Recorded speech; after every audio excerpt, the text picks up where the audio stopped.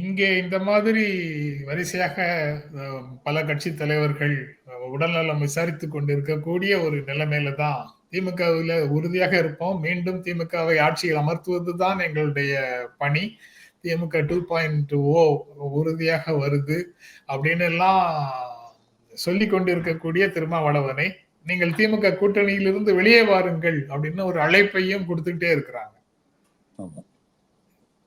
ஒரு பக்கம் சொல்றாங்க திமுக கூட்டணி இல்லாம ஜெயிச்சிட முடியுமான்னு கேட்கிறாங்க. அப்ப இவங்க தனியா நிக்க வேண்டியதுன்னா இவங்க ஏன் மன்சூர் அலிகான் வந்து வெளியில வந்து நின்று வரவேற்று உள்ள கூட்டு போனாங்க? மன்சூர் அலிகான் போன்ற கட்சிகள் வந்தால் நிச்சயமாக ஏற்றுக்கொள்வார்கள். ஆனா இவங்களுக்கு பிரச்சனை என்னன்னா, மன்சூர் அலிகான் உடைய பலம் என்ன பலம் இருக்கிறோ அந்த மாதிரியான கட்சிகள் தான் இன்னைக்கு வர்றாங்க.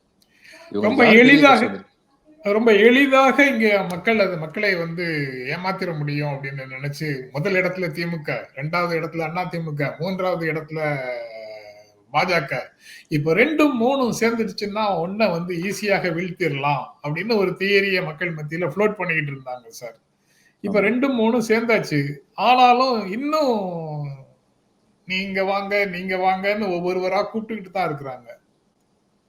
அப்போ அவங்க they are not confident அப்படின்னு தானே அர்த்தம். 2+3 சேர்ந்தாலும் ஒன்னை விட மேல வரலன்னு அவங்க நினைக்கிறாங்கன்னு தானே சார் அர்த்தம்.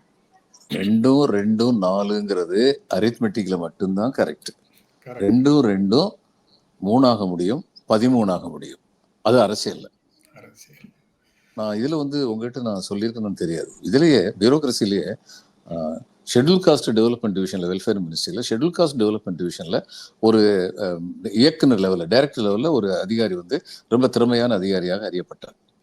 அப்போ இதில் ட்ரைபல் டெவலப்மெண்ட் டிவிஷனில் இருந்த அந்த ஜாயின்ட் செக்ரட்டரி வந்து schedule caste development division joint secretary வந்து கேட்டார், அந்த இயக்குனர் எனக்கு கொடுங்க, பதிலுக்கு நான் 2 ஆஃபீஸர் உங்களுக்கு அனுப்புகிறேன், அவர் ஒருத்தருக்கு பதிலாக எனக்கு அவர் கொடுங்க அப்படின்னு சொல்லி கேட்டார்.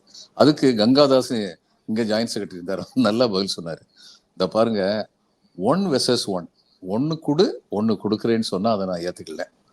1 versus 0, எனக்கு 1 கொடுத்துருப்பா, எனக்கு கொடுக்குறதுக்கு ஒன்றுமே இல்லை அப்படின்னு சொன்னால் கூட ஏற்றுக்கலாம். 1 versus -2ன்னு சொன்னா எப்படிங்க?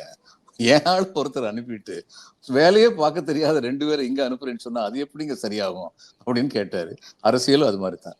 நிச்சயமாக வந்து இந்த பிஜேபியும் ஏடிஎம்கேயும் சேர்ந்த உடனே அவங்களுடைய வாக்கு இது எண்ணிக்கை அதிகமாகிவிடும்.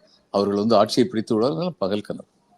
இதனால நிச்சயமா நடக்காது. ஏன்னா அடிப்படை வேறுபாடுகள் இருக்குங்கிறத வந்து தொண்டர்கள் உணர்ந்திருக்காங்க. உணர்ந்த தொண்டர்கள் வந்து எப்படி உற்சாகமா வந்து மக்கள்கிட்ட போய் பேசி வாக்கு சேகரிப்பாங்க? நிச்சயமா செய்ய மாட்டாங்க.